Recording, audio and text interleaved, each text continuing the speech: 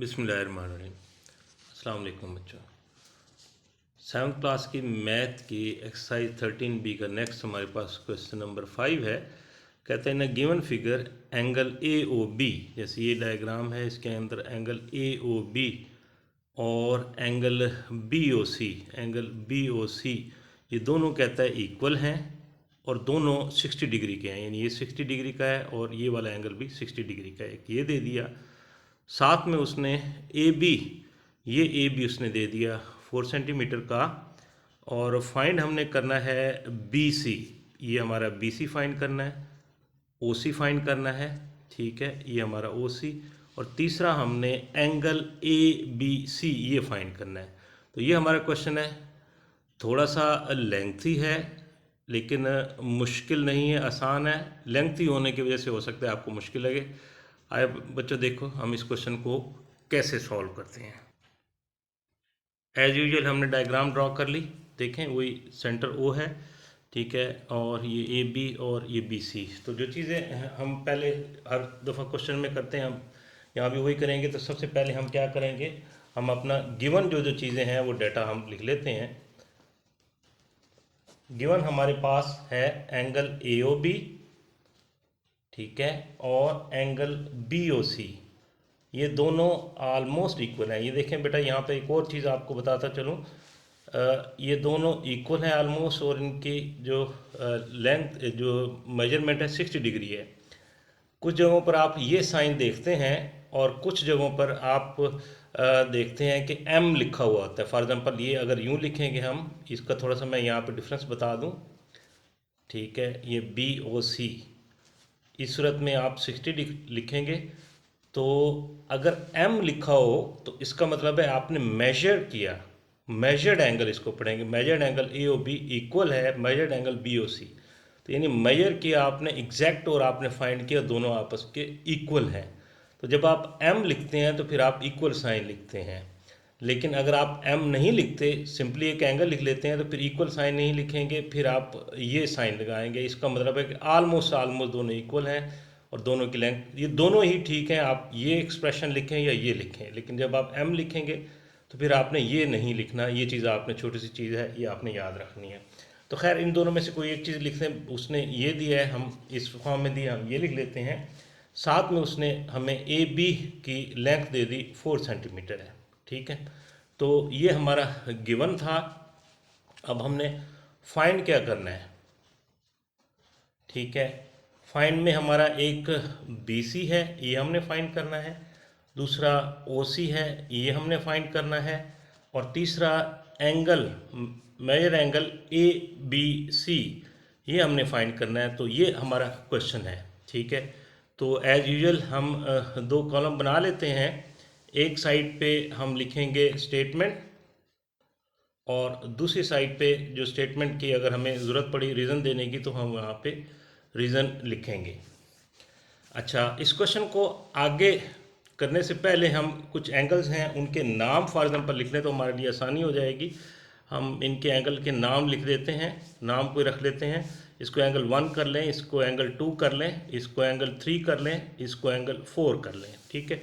और ये जो हमारे पास ये दोनों एंगल 60 डिग्री के थे, ये भी हम लिखेंगे 60 डिग्री, ठीक है। और ये कहीं मेंशन भी कर सकते हैं आप, यहाँ पे मैं मेरे पास स्पेस नहीं बची, आप कहीं मेंशन भी कर सकते हैं कि वो name the angles as angle 1, 2, angle 3 and 4, ठीक है। ये अगर लिख लेंगे तो आपके लिए आसानी हो जाएगी, ठीक है, नाम लिखने में आसानी हो जाएगी।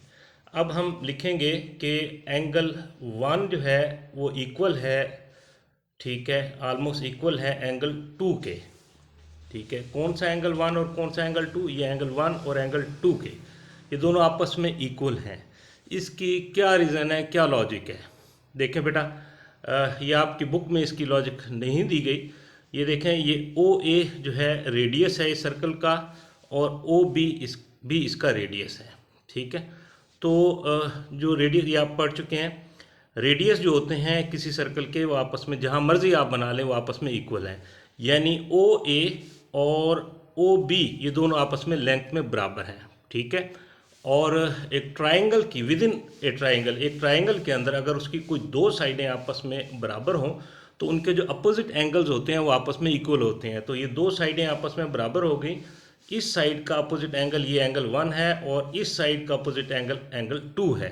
तो दो साइडें आपस में बराबर हैं, तो इसका मतलब एंगल 1 और एंगल 2 आपस में बराबर हैं। तो फिर इसकी रीज़न हमारी क्या बनी, हम रीज़न लिखेंगे अपोजिट एंगल्स, ठीक है, opposite angles of equal radii. तो ये हमारी इसका प्रॉपर्टी बन गई, ठीक है।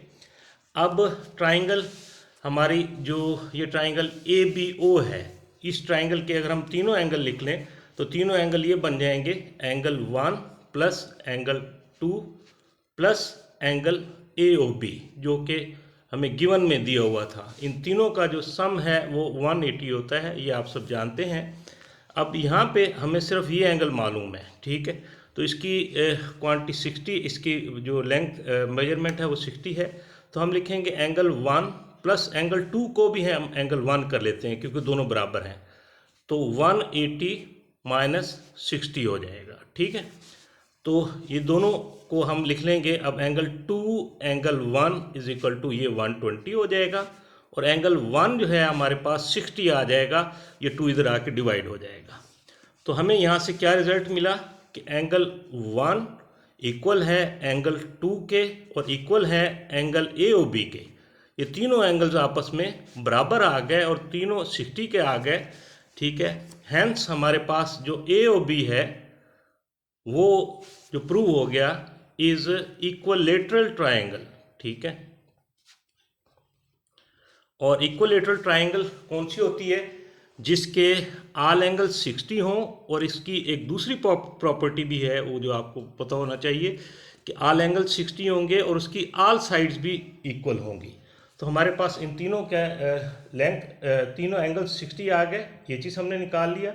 इसके आगे हम लिखेंगे कि OB जो है, OB ये वाली जो साइड है वो आपके AB के बराबर है, इस AB के बराबर है कि AB आपका ये OB AB के बराबर है, ठीक है। AB आपके पास 4 सेंटीमीटर गिवन था और चूंकि इसकी आल साइड इक्वल है इसलिए OB AB के बराबर है और OB की जो लेंथ है वो फिर 4 सेंटीमीटर हो जाएगी, ठीक है।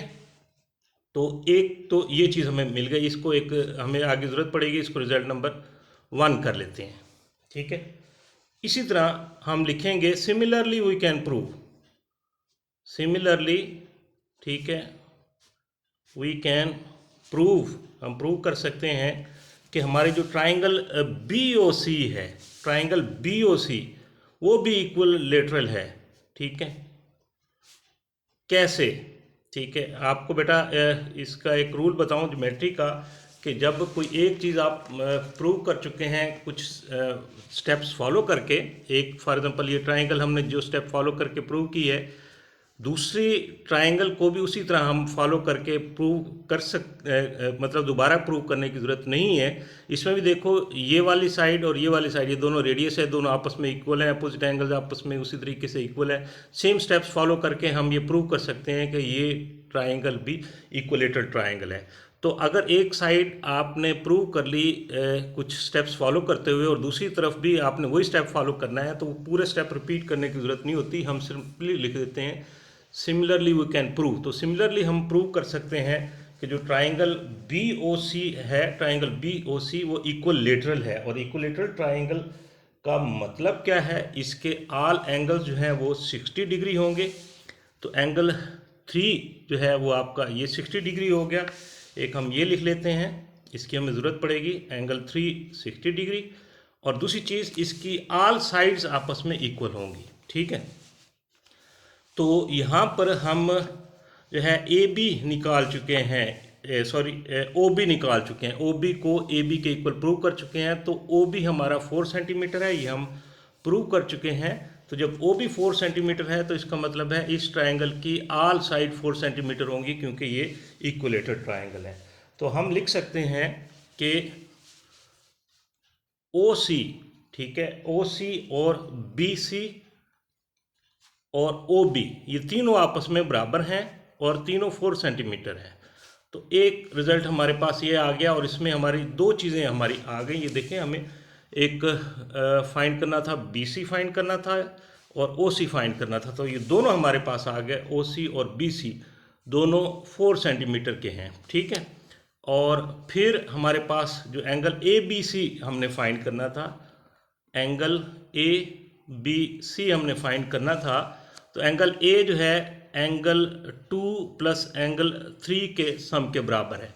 अब ये दोनों हम फाइंड कर चुके हैं। एंगल 2 जो है हमारा यहाँ पे आप निकाल चुके हैं 60 डिग्री के, और एंगल 3 यहाँ पे हम लिख चुके हैं वो भी 60 डिग्री के है। तो दोनों की हम वैल्यू लिख दें तो 60 प्लस 60, तो हमारा एंगल ABC जो आ गया फाइनली वो आपका 120 डिग्री आ गया। तो ये था बेटा हमारा क्वेश्चन, थोड़ा लेंथी था लेकिन इतना मुश्किल नहीं है।